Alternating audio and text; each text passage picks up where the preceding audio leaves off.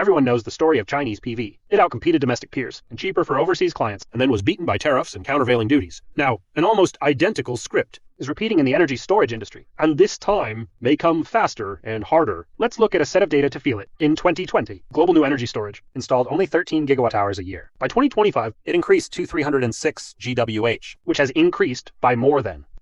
China has increased from 3 GWH to 190 GWH. China accounts for more than 60% of the world. Why is the growth so fast? Two reasons.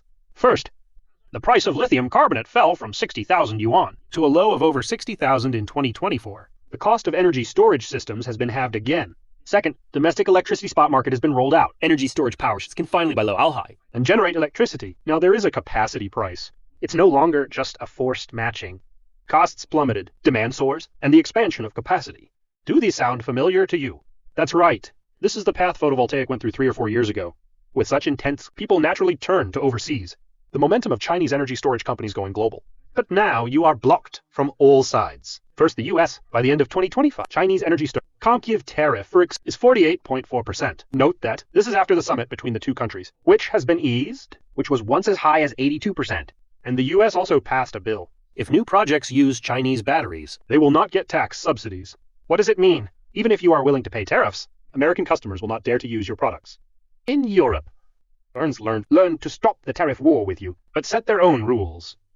Italy has established an energy storage capacity mechanism, which is a 15-year long-term contract. The UK has established a long-term energy storage revenue guarantee mechanism. Now 28.7 gigawatts of projects have been.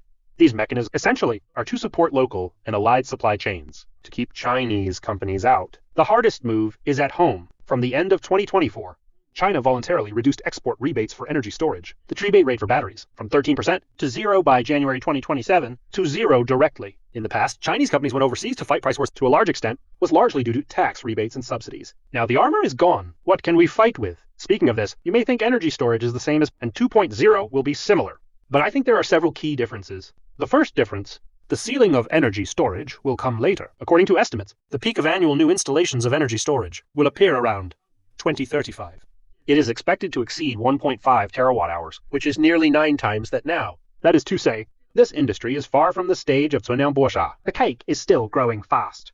The second difference, variable of AI is not in the era of photovoltaic. NVIDIA last year released a new generation of data center power supply solution. Energy storage is standard. The United Arab Emirates has started 19 gigawatt-hour super energy storage project, which is dedicated to power data centers. As AI develops, the greater the demand, the higher the value of storage.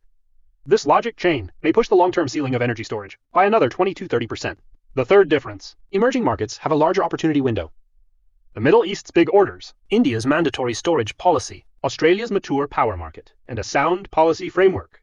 These markets are not like the US and Europe, are wary of Chinese companies, but they welcome cost-effective Chinese products. So back to the original question, whether energy storage is the next PV? The short-term pain is indeed similar. The domestic price war is fierce and overseas tariff barriers are rising, and the export rebate will be withdrawn.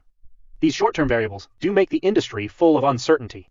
But if we look at the long term, the underlying logic of energy storage and PV is the same. The global energy transition is irreversible, and no one will go back. And in this track, China, accumulated manufacturing capabilities and cost advantages. No country can replace it in the short term. What really deserves concern is not whether energy storage will repeat the mistakes of PV, but on this inevitable road, who can survive the cycle, and who will fall before dawn.